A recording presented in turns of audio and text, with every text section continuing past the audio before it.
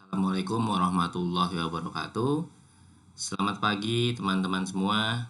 Pagi ini saya akan mencoba membagi catatan saya tentang diskonto dan kapitalisasi.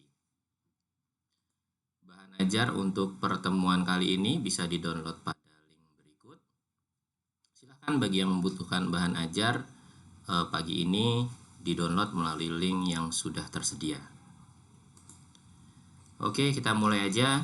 Saya akan mencoba menjelaskan tentang discount rate dan capitalization rate atau tingkat diskonto dan tingkat kapitalisasi, terutama dalam penilaian bisnis dengan pendekatan pendapatan. Nah, dalam pendekatan pendapatan itu sendiri adalah pendekatan dalam penilaian yang digunakan untuk memperkirakan nilai dengan mengantisipasi dan mengkuantifikasi kemampuan objek penilaian dalam menghasilkan imbal balik atau return yang akan diterima di masa mendatang. Jadi, dalam pendekatan pendapatan ini kita harus mencari rate of return yang akan diterima oleh investor di masa mendatang apabila investor investasi di perusahaan tersebut atau membeli saham perusahaan tersebut. Nah, di sini jelas ya, kita akan memperkirakan rate of return-nya. Ada dua metode yang umum digunakan dalam pendekatan pendapatan. Yang pertama, metode diskonto arus kas atau discounted cash flow method. Yang kedua adalah metode kapitalisasi pendapatan atau capitalization of income method. Nah, dua metode ini menggunakan dua kata yang mungkin baru buat teman-teman, yaitu diskonto dan kapitalisasi. Nah, sebelum kita masuk ke dua metode ini, ada baiknya kita mengupas dulu apa itu diskonto, apa itu kapitalisasi. Ya. Kita mulai dari tingkat diskonto atau discount rate. Apa itu discount rate? Discount rate is the interest rate used to determine the present value of future cash flow in a discounted cash flow analysis. This helps determine if the future cash flow from a project or investment will be worth more than capital outlay needed to fund the project or investment in the present. Nah, atau secara garis besar, tingkat diskonto adalah tingkat bunga yang digunakan untuk menentukan nilai sekarang arus kas masa depan dalam analisis arus kas terdiskonto atau biasa kita sebut sebagai DCF. Oke. Nah, dari tingkat diskonto ini dapat membantu untuk menentukan apakah arus kas masa depan atau pendapatan yang akan diperoleh di masa mendatang dari sebuah proyek atau investasi akan bernilai lebih dari pengeluaran modal yang diperlukan untuk mendanai proyek atau investasi tersebut saat ini. Sebagai gambaran, kalau misalnya saya punya dana 1 miliar, mau investasi perusahaan distribusi. Nah, saya harus melihat apakah keuntungan saya di masa mendatang, mungkin 5 tahun, 10 tahun, 12 tahun, itu bisa menghasilkan nilai lebih dari 1 miliar saat ini. Tentu saja, time value of money akan berfungsi efektif untuk menentukan apakah pendapatan yang saya akan peroleh selama 10 tahun ke depan, saya nilai kinikan pada posisi saat ini, itu sama dengan modal yang saya keluarkan, lebih tinggi dari modal yang saya keluarkan, atau lebih rendah dari modal yang saya keluarkan. Kalau pendapatan 10 tahun mendatang tadi lebih rendah dari modal yang saya keluarkan, maka saya rugi. Itu karena investasinya sudah 10 tahun, tapi nilai kininya atau saat ininya, present value-nya dari keuntungan yang 10 tahun tadi lebih rendah dari modal yang saya tempatkan. Kalau sama dengan berarti BEP, break even point. Artinya saya investasi hari ini 1 miliar, 10 tahun lagi baru break even point. Gitu. Nah, kalau lebih tinggi, maka ini menguntungkan atau memperoleh keuntungan. Karena 1 miliar saya tanam hari ini, 10 tahun lagi dia bisa menghasilkan misalnya 2 miliar atau 1,5 miliar dan seterusnya. Nah, ini gambarannya seperti itu. Nah, diskon rate ini adalah unsur I yang akan digunakan dalam time value of money. Atau kita bisa menyebutnya tingkat diskontonya. Gitu ya, ini tingkat diskontonya. Oke. Nah, diskon rate yang digunakan dalam penilaian akan berbeda jika objek penilaiannya berbeda. Teman-teman mungkin sebelumnya pernah belajar tentang penilaian properti. Ada tingkat diskonto juga di sana atau diskon rate juga di sana. Kayak gitu ya. Nah, kenapa di sini saya sebutkan bahwa objek penilaiannya berbeda, maka diskon rate-nya berbeda? Karena jenis investasinya itu berbeda. Beda jenis investasi, maka resikonya pun akan berbeda. Beda resikonya, maka return-nya pun akan berbeda. Nah, ini makanya konsep dasarnya adalah high risk, high return, low risk, low return. Contoh misalnya, investasi berupa tabungan. Maka tingkat diskonto yang digunakan adalah tingkat suku bunga tabungan di bank. Ini ya, jadi kita mau lihat 5 tahun ke depan berapa? Ya bunga banknya berapa? Itulah returnnya. Itulah bunga bank ini akan kita anggap sebagai tingkat diskontonya. Sehingga kalau kita mau menghitung 5 tahun ke depan uang saya jadi berapa? Ya tingkat diskontonya menggunakan return dari bunga bank tersebut. Atau contoh lainnya, investasi berupa deposito. Maka tingkat diskontonya tingkat suku bunga deposito tadi. Tingkat suku bunga deposito tadi. Gitu. Kenapa? Karena investasinya beda antara tabungan dengan deposito. Resikonya berbeda, terminnya berbeda. Sehingga tingkat diskontonya atau diskon rate-nya pun berbeda. Nah, ini yang harus dipahami. Objeknya berbeda, maka tingkat diskontonya berbeda. Objeknya properti, ya tingkat diskontonya tingkat diskonto properti. Objeknya bisnis, ya tingkat diskontonya tingkat diskonto dalam penilaian bisnis. Nah, ini beberapa contoh penggunaan tingkat diskonto dalam penilaian properti dan dalam penilaian bisnis. Yang pertama, penilaian propertinya berupa tanah. Tingkat diskontonya apa? Return on land investment. Apa itu return on land investment? Nah, ini gambaran sederhananya aja ya, saya contohkan. Gambaran sederhana return on land investment. Misalnya, teman-teman punya tanah kosong. Tanah kosong ya, mau investasi dari tanah kosong tadi. Gimana caranya? Mungkin teman-teman bisa menyewakan tanah tersebut. Berupa tempat parkir mobil misalnya. Tanahnya berapa nilainya? Tanahnya misalnya nilainya 1 miliar. Luasnya mungkin 1000 meter. 1000 meter ya. Nah, dari 1000 meter luasnya 1000 meter tadi nilainya 1 miliar. Penghasilannya berapa? Jika satu mobil dikenakan per bulan misalnya 500.000 aja. 500.000 ya. Nah, dari 500.000 ini semua misalnya yang 1000 meter tadi sudah full. Banyak mobil yang sewa di sana. Penghasilannya per tahun misalnya sampai ke tingkat 9 juta atau 10 juta setahun. 10 juta atau 9 juta setahun. Waktu kita bulatin aja ya 10 juta setahun. Nah, dari sini apabila selama 10 tahun tidak ada perkembangan, misalnya begitu-gitu aja nih, nggak ada perubahan harga, tidak ada mungkin penambahan jumlah yang masuk, mobilnya yang sewa nggak ada yang berkurang, tetap dengan jumlah yang sama, maka tingkat diskontonya ya 10 juta dibagi 1 miliar atau kurang lebih 1%. Ini cara menghitung tingkat diskonto. Gambarannya seperti itu. Artinya tingkat penghasilan return on land-nya adalah 10 juta setahun atau secara persentase 1% setahun gitu. Nah, sementara tanahnya masih kita miliki dengan nilai 1 miliar tadi. Gitu. Nah, inilah contoh tingkat diskonto atau cara menghitung tingkat diskonto berupa return on land investment.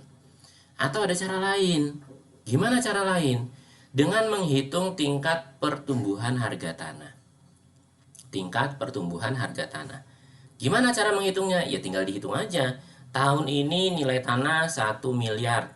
Ketika saya mau jual tahun depan, tingkat pertumbuhan tanah di sekitar berapa? 2%, 3% lah. 2%, 3% lah. Inilah tingkat pengembalian gitu, atau discount rate, atau tingkat diskonto. Kenapa? Kalau saya beli tanah tahun ini 1 miliar, saya jual tahun depan harganya jadi 1,009 atau 1,010 gitu. Nah, inilah yang 10 tadi atau yang 9 tadi, inilah tingkat pengembalian investasi saya selama setahun di tanah tersebut. Nah, ini cara menghitung return on land investment. Kedua, untuk penilaian properti untuk menghitung bangunan. Nah, maka tingkat diskonto yang digunakan return on building investment. Bagaimana cara menghitung return on building investment? Salah satu cara yang paling sederhana, kalau teman-teman tahu kontraktor, tanyakan saja, Pak, Bu, kontraktor untuk bangunan itu biasanya dapat penghasilan berapa dari nilai bangunannya berapa? Oh, saya dapat misalnya fee-nya 6%, 7%, 8%.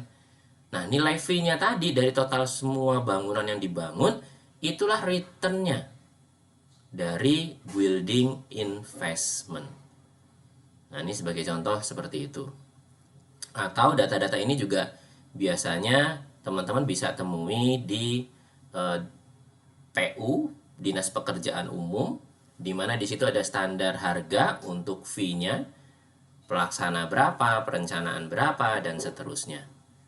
Nah, ini bisa nanti dijadikan rate of return on building investment. Oke, terus yang ketiga, untuk nilai real propertinya, tanah plus bangunan plus bundle of right di dalamnya. Nah, untuk menilai real propertinya, maka yang digunakan band of investment method, bukan WACC. Ini yang sering salah oleh teman-teman penilai.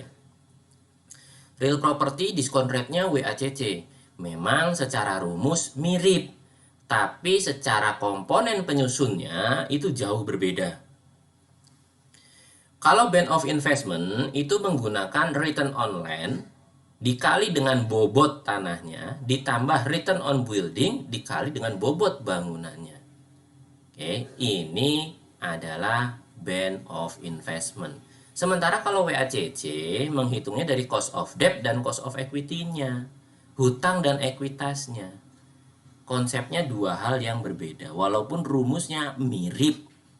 Nah, ini yang harus teman-teman pahami ya, jangan sampai salah, karena banyak sekali penilaian salah di sini. Terjebak karena rumusnya mirip. Gitu. Nah, sementara itu tadi penilaian properti. Untuk penilaian bisnis, tingkat diskon rate-nya atau tingkat diskontonya, ketika kita menghitung hutang, berapa nilai wajar hutang saat ini? Maka tingkat diskon rate-nya menggunakan cost of debt, biaya atau beban biaya hutang. Oke. Tadi ya, rate of return, risk and return trade-off. Maka kalau di satu sisi itu cost, di sisi lain itu return. Kalau di sisi saya itu cost of debt, biaya hutang. Tapi dari sisi perbankan yang memberikan hutang atau pihak yang memberikan hutang lainnya, itu adalah pendapatan buat mereka.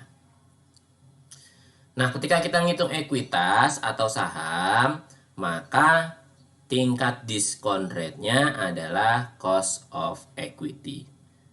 Beban biaya ekuitas. Dari sisi perusahaan ini disebut cost, biaya.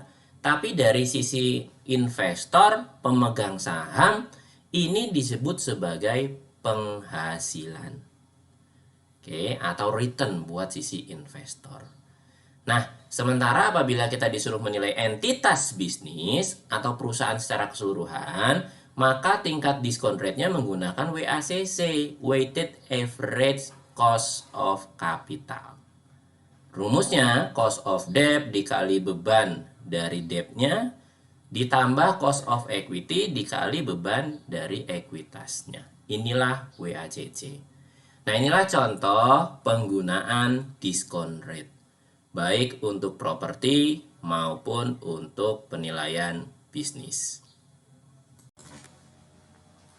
Oke, kita lanjut. Yang berikutnya, saya akan menjelaskan terkait cost of capital. Nah, kalau dari sisi penilaian bisnis, rate of return dari sisi aset, saya sudah membagi catatan saya di pertemuan sebelumnya, di video sebelumnya. Nah, kali ini akan fokus pada cost of capital. Karena cost of capital ini dapat digunakan sebagai salah satu cara menghitung tingkat diskonto dalam penilaian bisnis. Apa saja sih cost of capital itu? Nah, cost of capital ini sebenarnya adalah pembentuk struktur kapital dalam laporan keuangan di neraca pada sisi pasifa. Pembentuk struktur kapital apa saja? Di situ ada equity dan ada debt. Nah, keduanya inilah pembentuk struktur kapital. Nah, sementara untuk cost of capital sendiri, tadi sudah saya jelaskan sebelumnya ya.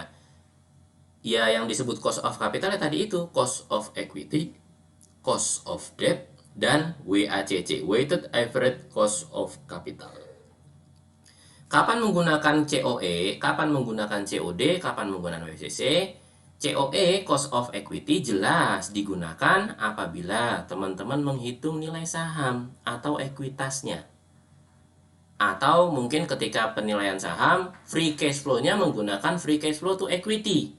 Maka untuk tingkat diskontonya menggunakan cost of equity. Sementara cost of debt itu digunakan apabila teman-teman menghitung sisi hutang, nilai wajar hutangnya berapa. Kalau ditarik semua saat ini pokoknya berapa, penaltinya berapa, dan seterusnya. Maka tingkat diskontonya menggunakan cost of debt. Oke. Nah, yang terakhir, weighted average cost of capital itu digunakan apabila teman-teman disuruh menghitung struktur kapital keseluruhan. Struktur kapital keseluruhan atau dalam hal ini entitas bisnis perusahaan. Entitas bisnis perusahaan. Oke, atau struktur kapitalnya, entitas bisnisnya, atau yang kita sebut biasanya firm value atau enterprise value. Sama saja, ini hanya beda istilah saja. Nah, kalau disuruh menilai struktur kapital, firm value, enterprise value, termasuk tadi entitas bisnis secara keseluruhan, di mana ketika pendekatan pendapatan teman-teman menggunakan free cash flow to firm, maka tingkat diskonto yang digunakan yaitu tingkat diskonto dengan menggunakan WACT, weighted average cost of capital.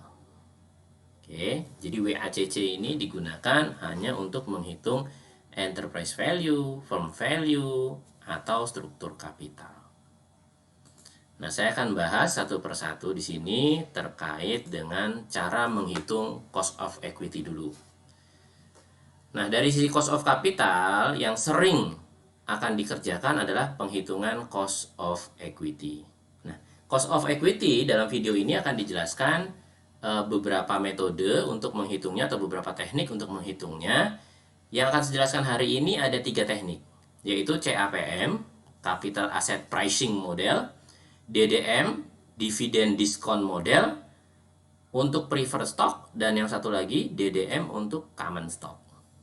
Nah, ini 3 model ini yang akan saya jelaskan. Walaupun banyak model-model lainnya ya di beberapa referensi. Tapi yang umum digunakan biasanya menggunakan 3 model ini atau 3 teknik ini untuk perhitungan cost of equity. Nah, kita mulai saja dari teknik yang pertama atau model yang pertama, yaitu CAPM. CAPM atau Capital Asset Pricing Model adalah model yang digunakan untuk menentukan tingkat pengembalian atau required return dari suatu aset. Ini ya, required return dari suatu aset.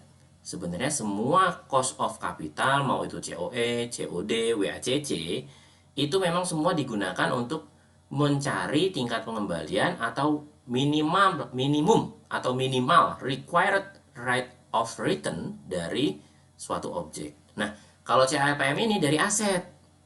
CAPM ini dari aset ya. Artinya seluruh aset, tidak hanya ekuitas, itu bisa dicari ROR-nya atau return rate of return-nya atau required return-nya dengan menggunakan rumus CAPM ini. Dengan menggunakan rumus CAPM ini. Semua jenis aset. Oke.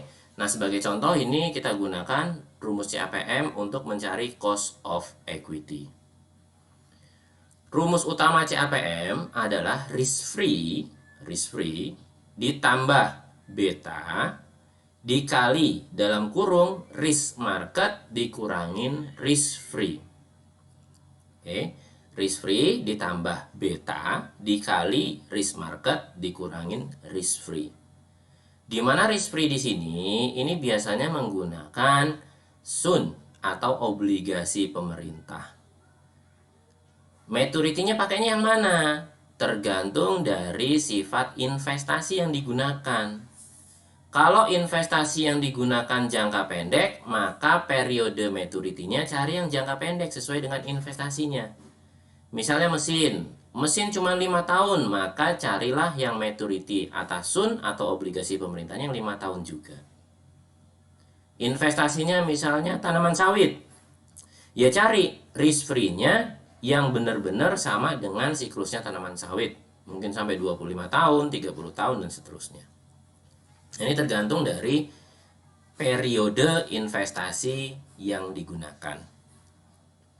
Yang kedua beta. Beta adalah systematic risk atau resiko sistematis. Di mana resiko sistematis ini berbeda setiap objek dan berbeda setiap investasi. Beberapa perusahaan atau instansi yang mengembangkan atau mempublikasikan sistematis risk ini antaranya adalah Damodaran, Pevindo, Bloomberg, Reuters. Itu menyiapkan semua sistematis risk untuk berbagai macam jenis saham. Sistematis risk untuk mesin bisa atau tidak? Ya tergantung mesinnya investasinya di perusahaan apa. Perusahaan kesehatan, maka resiko sistematisnya menggunakan resiko sistematis perusahaan kesehatan. Nah, ini resiko sistematis. Berikutnya RM. RM adalah market risk atau risiko pasar. Risiko pasar ini bisa dilihat di bursa, di transaksi jual beli mesin, transaksi jual beli tanah, ya pasarnya objek yang kita nilai di mana, resikonya berapa. Nah, ini bisa kita hitung, bisa kita cari juga di beberapa perusahaan atau instansi yang menyediakan jasa penghitungan tingkat resiko pasar. Nah, untuk saham ini sama di beberapa instansi atau beberapa website seperti Damodaran, Pevindo, Bloomberg, Reuters itu menyiapkan data-data tersebut. Market risk termasuk sistematis risknya. Nah, ini contoh formula untuk CAPM. Nah, dari formula CAPM ini diadopsi untuk menghitung cost of equity. Oke, yang rumus asalnya CAPM sama dengan risk free ditambah beta dikali risk market dikurangin risk free. Dalam rumus cost of equity diubah. Oke, diubah ya. Cost of equity sama dengan, kita lihat rumusnya dulu ya teman-teman ya. Risk free ditambah beta dikali risk premium market. Nah, risk market dikurangin dengan risk free dalam cost of equity itu disebut risk premium market. Oke, risk market dikurangi risk free jadi risk premium market dalam penghitungan cost of equity. Jadi kelihatan ya perubahannya ya. Nah, cost of equity itu sendiri ini adalah biaya ekuitas, merupakan tingkat pengembalian yang diharapkan oleh investor ketika mereka menginvestasikan uangnya berupa saham ke perusahaan. Hal ini juga berarti bahwa biaya ekuitas atau cost equity merupakan opportunity cost untuk investor atau rate of return untuk investor. Dari saya sisi perusahaan, itu adalah beban biaya yang harus saya bayarkan ke pemegang saham. Tapi dari sisi pemegang saham, ini adalah rate of return, opportunity cost, pendapatan yang mungkin saya dapat apabila saya investasi di perusahaan tersebut. Gitu. Nah, rumusnya sama seperti CAPM tadi. Cost of equity sama dengan risk free ditambah beta dikali risk premium market. Gimana risk free-nya tadi dicari di obligasi, berupa obligasi atau SUN. Nyarinya di mana? Banyak kok website-website yang menyediakan data-data obligasi atau sun. Salah satunya di websitenya investing.com atau di analisis harga efek. Nah, ini ada data-data risk free. Sementara sistematis risk tadi saya jelaskan, salah satu penyedia datanya adalah Beta Damodaran dari websitenya Damodaran, ada juga Pevindo, tergantung kebutuhan ya teman-teman ya.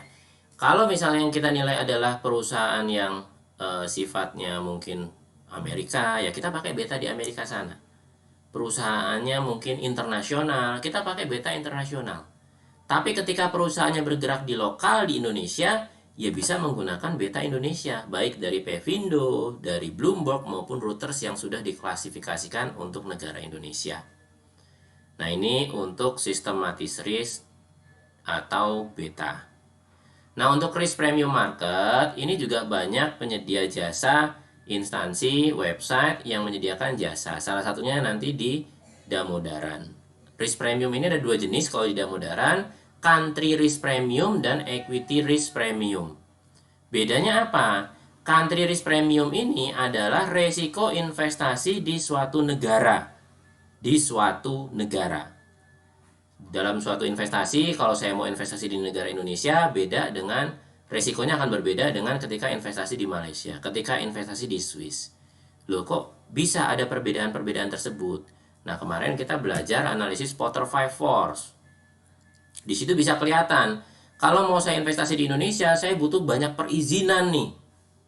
Izin A, izin B, izin C, izin D, dan seterusnya. Ketika dibandingkan dengan di Swiss misalnya, cukup bawa duit, mau investasi di mana, tinggal tanda tangan akte, selesai. Artinya secara resiko saya investasi di Swiss lebih rendah daripada investasi di Indonesia yang harus ada izin A, izin B, izin C, izin D, dan seterusnya. Gitu ya, ini country risk premium.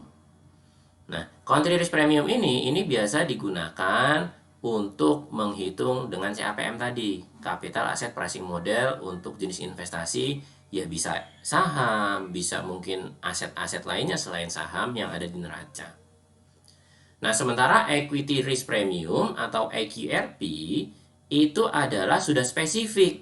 Sudah spesifik. Ini adalah risk premium apabila kita mau investasi berupa ekuitas atau saham. Hanya saja EQRP ini nanti dibedakan lagi. Ada saham yang berlaku nasional, internasional, atau lokal di Indonesia saja misalnya. Nah, ini EQRP-nya berbeda. Nah, ini yang harus kita pahami bedanya CRP dengan EQRP.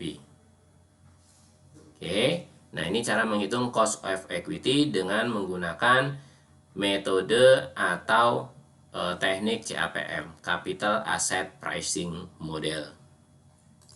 Oke, nah kita lanjut untuk penghitungan cost of equity dengan metode kedua, yaitu DDM, Preferred Stock.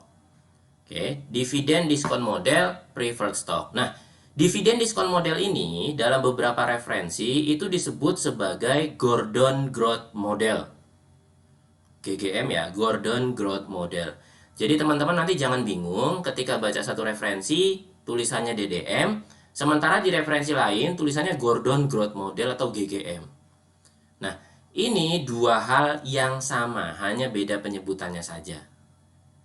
Oke, beda penyebutannya saja. Yang satu disebutkan Gordon Growth Model karena yang mempublikasikan metode ini atau teknik ini adalah si Gordon.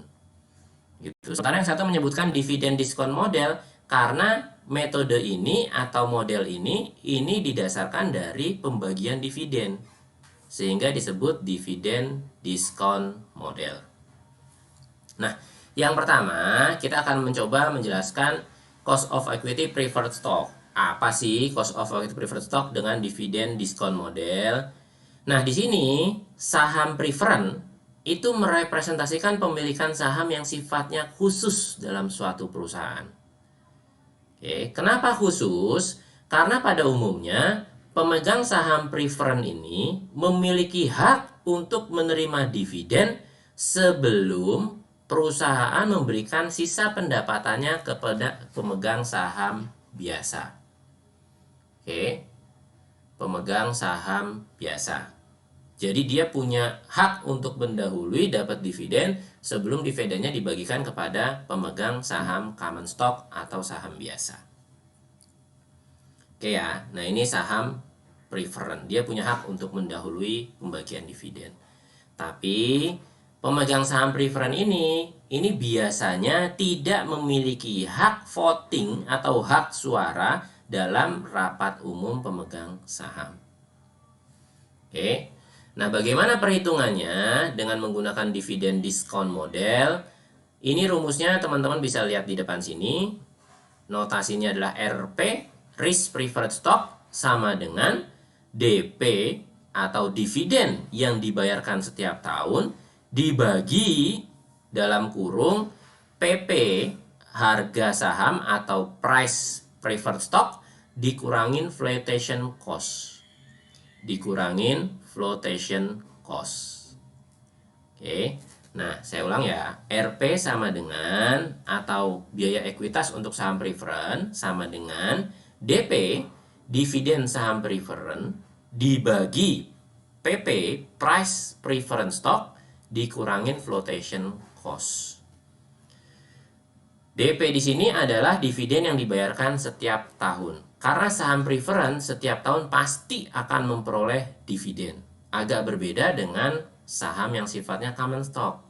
Common stock tergantung dengan RUPS. Tahun ini ada pembagian saham atau tidak? Tidak, maka tidak akan ada pembagian saham untuk common stock. Sementara untuk preferred, ini tidak ada kaitannya dengan RUPS. Setiap tahun dia pasti akan menerima jumlah dividen yang sama, sesuai dengan kesepakatan pembelian saham preferred pertama kali. PP adalah harga saham preferred saat ini. Saat ini ya, bukan saat kita membeli pertama kali, tidak. Tapi harga saat ini atau saat tanggal penilaian untuk saham preferred. Bisa jadi sama dengan, bisa jadi lebih tinggi, atau bisa jadi lebih rendah, tergantung kondisi perusahaannya seperti apa. Nah, sementara flotation cost adalah biaya-biaya yang timbul akibat penerbitan saham baru. Ketika mau nerbitin saham baru, biasanya perusahaan pasti akan mengeluarkan biaya nih. Mengeluarkan biaya. Biaya apa aja? Biaya pengumuman untuk penerbitan saham, biaya tender, biaya mungkin nanti ketika dia mempublikasikannya, dan seterusnya. Termasuk biaya kontrak dan lain-lain. Nah, biaya-biaya ini dibandingkan dengan harga sahamnya, jadilah nanti persentase flotation cost-nya. Atau kalau misalnya tidak perlu dipersentasekan, bisa jadi nominalnya untuk sebagai dasar perhitungan. Oke, tergantung nanti yang tersedia datanya yang mana. Nah, untuk dividen diskon model dengan preferred stock, artinya untuk menghitung cost of equity dengan cara DDM ini, kita harus dapat data satu, jumlah dividen yang dibayarkan setiap tahun untuk saham preferred.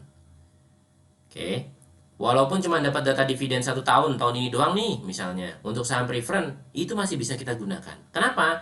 Karena tadi ya, sifatnya saham preferred salah satunya adalah dividennya tidak akan naik, tidak akan turun. Dividennya selalu tetap sesuai dengan perjanjian di awal.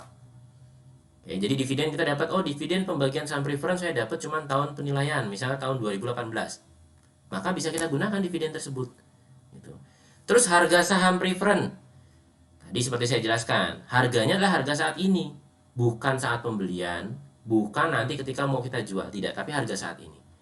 Harga saat ini bisa jadi sama dengan pembelian, bisa jadi meningkat, bahkan bisa jadi turun. Oke, nah itu harganya. Sementara flotation cost-nya ini biasanya bisa kita temui di CALK, catatan atas laporan keuangan perusahaan.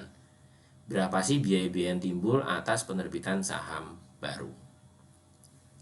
Nah, inilah salah satu contoh metode lain untuk penghitung cost of equity selain dengan CAPM, yaitu dengan dividen diskon model untuk preferred stock. Kita akan lanjut dengan metode ketiga atau teknik ketiga untuk mencari cost of equity, yaitu dividen diskon model untuk common stock. Nah, ini rumusnya hampir sama dengan preferred stock. Hanya saja kita ke rumusnya dulu teman-teman ya. Hanya saja yang membedakan di preferred stock tidak ada unsur growth. Sementara di common stock ada unsur growth di sini. Mengapa kok bedanya cuma growth? Karena preferred stock itu sebenarnya tidak ada pertumbuhan atau growth-nya sama dengan 0. Karena setiap tahun dia dapat dividen dengan jumlah yang sama. Berbeda dengan yang common stock. Yang common stock belum tentu setiap tahun jumlah dividennya sama, tergantung dari RUPS, Rapat Umum Pemegang Saham. Tahun ini berapa yang mau dibagikan, tahun depan berapa yang mau dibagikan, sehingga dia fluktuatif naik turun. Bahkan bisa jadi 2 tahun berturut-turut misalnya RUPS menyatakan tidak dibagikan karena perusahaan mau invest lagi atau mau buka cabang baru misalnya. Maka tidak dapat dividen. Gitu. Nah, ini bedanya yang tadi preferred stock dengan common stock. Nah, bagaimana sih konsepnya? Nah, kita lihat di sini di atas ya. Konsep perhitungan biaya ekuitas untuk saham biasa didasarkan pada pemikiran bahwa harga saham yang diperdagangkan saat ini mencerminkan nilai present value dari seluruh dividen yang akan dibayarkan di masa depan. Oke. Jadi harganya saat ini itu mencerminkan dari dividen yang akan dibayarkan di masa mendatang. Gitu, makanya nilai saham sifatnya fluktuatif untuk common stock, bisa naik, bisa turun. Tergantung bagaimana perkiraan perusahaan bisa menghasilkan pendapatan di masa mendatang. Nah, kita kembali ke rumus. RS atau return on common stock sama dengan D1, dividen yang dibayarkan pada akhir tahun ini ya, atau dibayarkan pada akhir tahun saat tanggal penilaian, dibagi P0, harga saham saat ini, tadi PP ya, saham preference, price preference, ini P0 untuk saham saat ini, untuk saham yang common stock. Dikurangin flotation cost ditambah dengan growth. Oke. Dikurangin flotation cost ditambah dengan growth. Nah, ini rumusnya sama seperti preferred, hanya saja ditambah dengan growth. Oke ya, ditambah dengan growth. Nah, nanti mungkin lebih jelas ketika kita menghitung cara perhitungannya dan contoh perhitungannya ada setelah ini. Bedanya hanya sedikit untuk preferred dan common stock dengan menggunakan Gordon Growth Model atau Dividend Discount Model. Hanya ada pada posisi growth. Nah, artinya untuk yang common stock ini dengan DDM common stock, teman-teman juga harus tahu, harus dapat dulu data dividennya tahun ini. Tahun ini ya, dapat data dividen tahun ini dan minimal tahun lalu supaya bisa menghitung growth dari pembagian dividen tahun lalu ke tahun ini. Apakah growth-nya positif atau negatif, itu harus ada 2 tahun yang dibandingkan. Kalau tadi yang preferred nggak perlu growth, kenapa? Karena harganya sama terus. Dividennya dibagikan sama terus. Sementara yang ini perlu growth, maka perlu data pembagian dividen 2 tahun terakhir. Minimal ya, 2 tahun terakhir. Sehingga kita bisa menghitung growth-nya. Gimana kalau kita nggak punya data pembagian dividen 2 tahun terakhir? Maka metode ini tidak bisa digunakan. Gunakan metode yang lain dalam menghitung cost of equity untuk common stock. Oke, kita lanjut ke contoh kasus saja biar teman-teman mungkin ada gambarannya ya. Nah, di sini contoh kasus pertama. Saat ini harga saham PT ABC di Bursa Efek adalah 50 US dollar untuk tiap lembarnya. Pihak keuangan perusahaan memberikan data historis mengenai dividen yang pernah dibagikan mulai tahun 2012 hingga 2017 sebagai berikut. Nah, itu ya 2012, 2013, 2014, 2015 sampai 2017. Nah, pertanyaannya, berapakah besarnya biaya ekuitas atas saham tersebut? Nah, karena dividen yang dibagikan ini naik turun, maka ini jelas common stock. Karena dividen yang dibagikan naik turun, maka sifatnya pasti common stock. Karena ada data dividen minimal 2 tahun terakhir, ini bahkan kita dapat 6 tahun terakhir, sehingga growth-nya bisa kita rata-rata. Oke. Dan tidak ada info tentang flotation cost di sana. tidak ada info tentang flotation cost. Bagaimana kita menghitungnya? Ya, di sini kita buat dividen yang dibayarkan tahun 2017 berapa? 3,8 US dollar. Dibagi P0, harga saham saat ini di bursa 50 US dollar. Tidak ada flotation cost di sana, di CALK tidak ada, di data juga tidak ada. Ya kita anggap dengan adanya biaya bursa efek atau harga saham yang sudah ditawarkan bursa efek, kita anggap biayanya 0. Karena sifatnya ini di bursa, sudah terbuka. Gitu. Jadi kita anggap flotationnya 0. Ditambah dengan rata-rata growth dari 2012, 13, 14, 15, 16, 17 dan seterusnya ya. Rata-ratanya di sini kita rata-ratakan dari growth satu tahun ke tahun yang lain. Di sini kita peroleh rata-rata growth sebesar 5,0874%. Oke, nah ini nanti teman-teman bisa coba di rumah ya dengan Excel. Nanti contoh case ini dicoba pakai Excel sendiri, atau nanti ketika Zoom, ketika kita ketemu dengan online, meeting online, nanti saya akan coba jelaskan bagaimana cara mencarinya dan seterusnya. Nah ini sehingga diperoleh 3,8 dibagi 50 ditambah 5% dapatlah 12,68%. Nah ini contoh case 1 lengkap dengan cara perhitungannya. Oke, teman-teman bisa coba di Excel untuk case yang pertama ini. Terus case yang kedua, case berikutnya, perusahaan yang sama berencana menerbitkan saham preferen baru dengan nilai dividen 10% dari face value-nya. Nah, ini 10% dari face value-nya. Kalau face value-nya 50 US dollar per lembar, maka dividennya 5. Nah, ini ya, face value-nya adalah 50 US dollar per lembar. Biaya yang dikeluarkan oleh PT ABC agar saham tersebut terjual adalah 2 US dollar per lembar.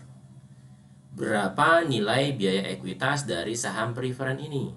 Nah, di sini data dividennya ada, 10% kali 50 dapat 5. Harga saham preferennya ada, yaitu 50 US dollar.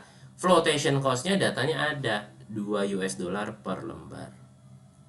Sehingga kita bisa cari 5 US dollar dibagi 50 dikurangin 2 atau 48, dapatlah 10,417%. Nah ini cara kedua, ini juga teman-teman mungkin contoh case kedua bisa dicoba di rumah dengan Excel agar lebih mudah cara nyarinya seperti apa. Oke, kita lanjut contoh case ketiga nih.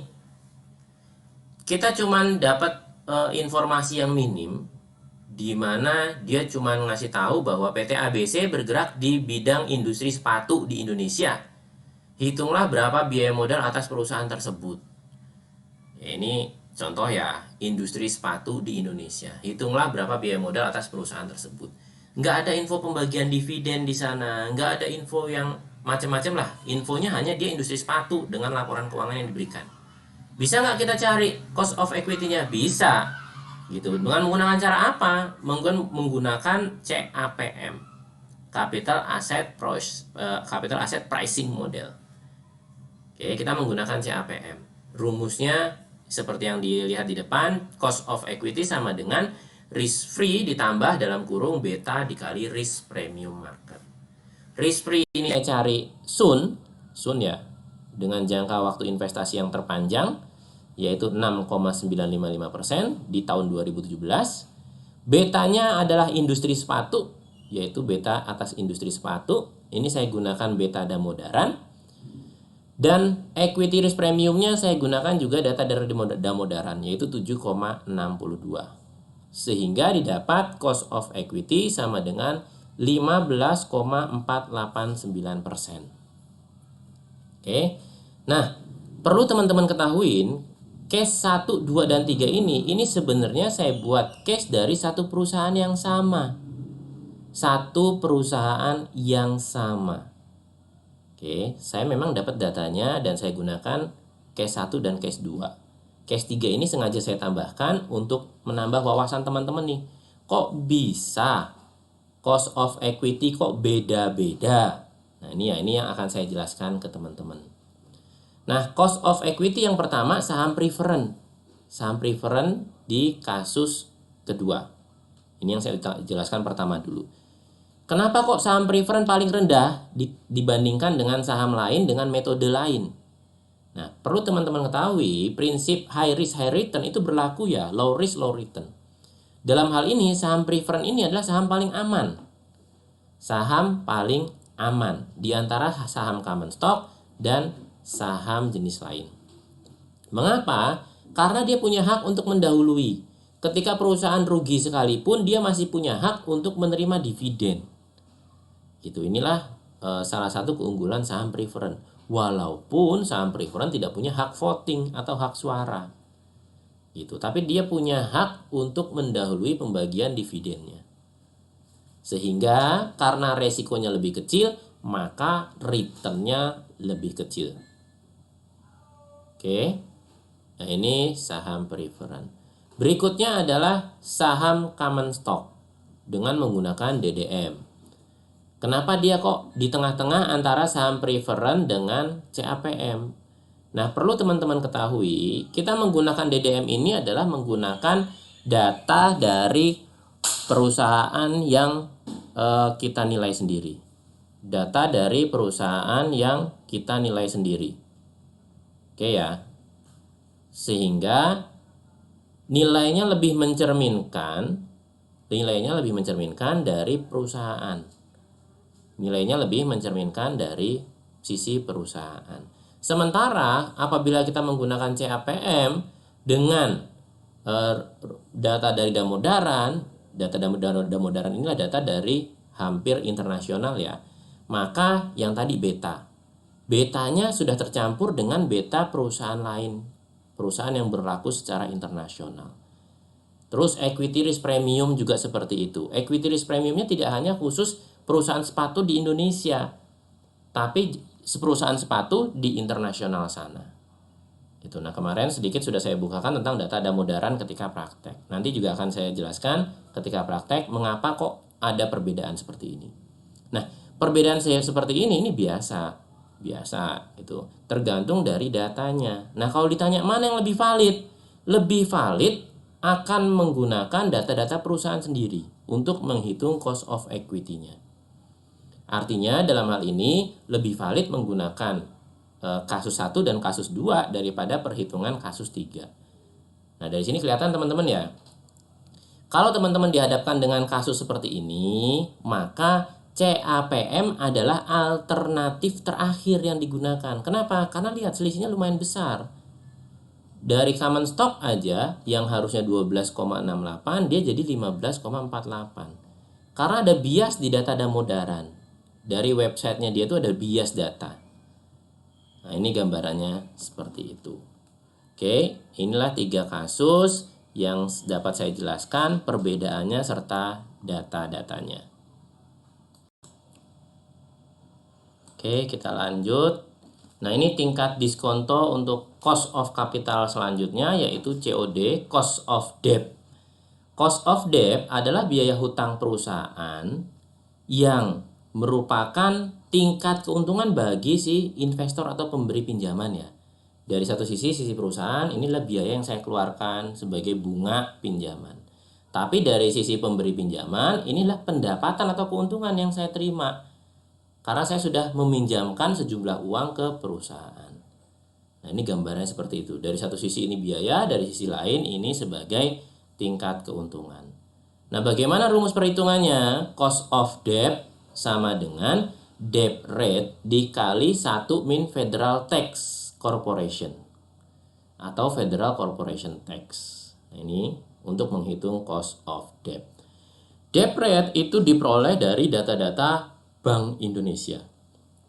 Tingkat suku bunga pinjaman, kalau ini adalah perusahaan maka sifatnya investasi. Dan bank yang akan kita gunakan adalah bank persero secara keseluruhan. Itu kalau misalnya teman-teman tahu informasi misalnya bahwa utangnya perusahaan di bank daerah, ya bisa gunakan bank daerah. Utangnya perusahaan di bank pemerintah, bisa gunakan bank pemerintah. Utangnya perusahaan di bank swasta, bisa gunakan bank swasta. Tapi secara keseluruhan yang digunakan sebenarnya adalah bank persero dengan jenis investasi atau hutang untuk kebutuhan investasi. Nah, ini debt rate yang akan diperoleh di BI, Bank Indonesia. Datanya lengkap ada di BI sana. Nah, sementara Federal Corporation Tax yang digunakan adalah PPh badan yang berlaku di Indonesia, yaitu tarifnya 25%. Sehingga COD sama dengan DEP dikali 1 min 25%. Atau 1 min 25% ini berarti 75%-nya. DEP dikali dengan 75%, itulah cost of debt. Kenapa kok harus dikurangi dengan Federal Corporation Tax? Nah, ingat tadi ya, kalau dari kita ini biaya, kita berikan ke pemberi hutang atau pemberi pinjaman, maka dari sisi bank inilah pendapatan. Pendapatan bunga ini termasuk yang terutang pajak. Sehingga unsur pajaknya harus dikurangi dulu sebesar 25% tadi.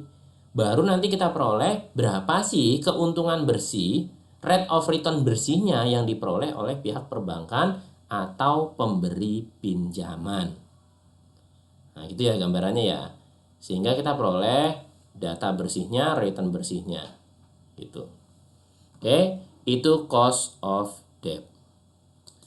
Nah, yang berikutnya WACC atau Weighted Average Cost of Capital. Kalau cost of debt tadi digunakan untuk tingkat diskonto apabila menghitung hutang, maka WACC ini gabungan antara cost of debt dan cost of equity. Nah, ini digunakan untuk menilai apabila perusahaan yang akan kita nilai entitas bisnisnya, enterprise value-nya, atau firm value-nya. Nah, ini kita menggunakan tingkat diskonto berupa WACC. Nah, ini yang perlu diingat ya. Ketika teman-teman menggunakan free cash flow to firm, mau untuk menghitung ekuitas ataupun perusahaan, free cash flow to firm, maka tingkat diskontonya WACC. Ketika yang digunakan free cash flow to equity, maka tingkat diskontonya cost of equity. Ini jangan sampai salah. Sering kali teman-teman salah di sana. Nah, weighted average cost of capital ini tingkat diskonto yang digunakan untuk mencapai return minimum yang diproyeksikan berdasarkan present value pada perhitungan NPV. Nah, ini atas cost of capital atau struktur kapital secara keseluruhan. Di mana rumusnya WACC sama dengan WE dikali cost of equity ditambah WD dikali cost of debt. WE ini adalah bobot ekuitas dalam unsur neraca, cost of equity adalah tingkat pengembalian ekuitas, WD adalah bobot hutang dalam neraca, dan cost of debt adalah tingkat pengembalian atas hutang. Nah, ini cara perhitungan WACC. Lebih lengkap nanti akan ketika praktek akan lebih saya jelaskan lebih lengkap. Oke. Ini adalah tingkat diskonto dari sisi cost of capital. Cost of capital berupa COE, COD, dan WACC. Nah, yang terakhir, ini saya akan menjelaskan tentang capitalization rate atau cap rate kita biasa menyebutnya. Kalau tingkat diskonto itu digunakan untuk menilai kinikan pendapatan atau free cash flow yang akan diperoleh di masa mendatang. Nah, kalau tingkat kapitalisasi ini biasanya digunakan dalam industri real estate komersial. Real estate komersial. Oke. To indicate the rate of return that is expected to be generated on investment. Atau secara bahasa Indonesia, tingkat kapitalisasi atau dikenal juga sebagai cap rate digunakan dalam dunia komersial untuk menunjukkan tingkat pengembalian yang diharapkan dari hasil investasi. Sama-sama tingkat pengembalian. Yang membedakan adalah kalau cap rate ini hanya mengubah ya pendapatan bersih atau free cash flow menjadi nilai pada saat ini. Oke, atau saat penilaian. Sementara discount rate merubah pendapatan di masa mendatang menjadi posisi saat ini.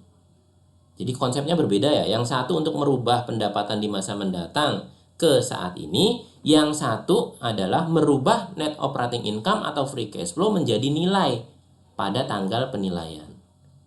Jadi dua konsep yang berbeda antara cap rate atau capitalization dengan discount rate.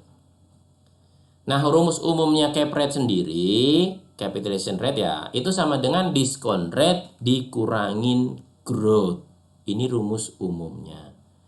Nah, ada rumus lainnya sesuai dengan standar penilaian. Untuk penilaian properti, cap rate itu dirumuskan dengan NOI dibagi value, net operating income. Sementara untuk penilaian bisnis, cap rate itu adalah free cash flow dibagi value. Kenapa kok beda? Sebenarnya sama.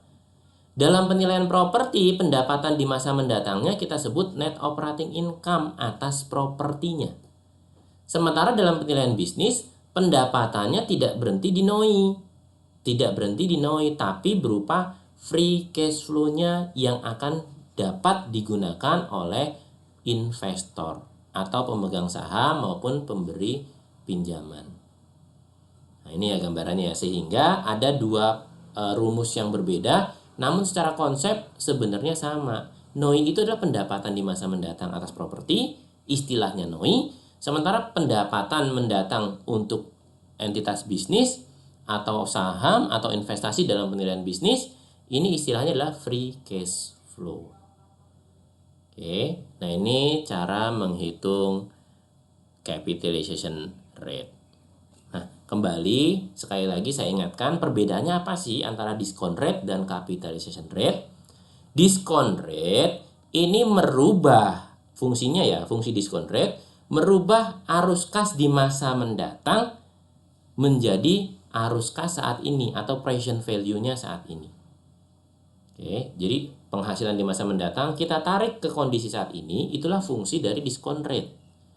Sementara capitalization rate itu adalah merubah arus kas saat ini atau net operating income saat ini atau pendapatan saat ini menjadi nilainya saat ini. Ini adalah fungsi capitalization rate. Oke, jadi yang satu itu untuk merubah arus kas di masa mendatang, yang satu merubah net operating income, free cash flow menjadi nilai dari bisnisnya atau nilai dari propertinya. Ini jelas dua hal yang berbeda.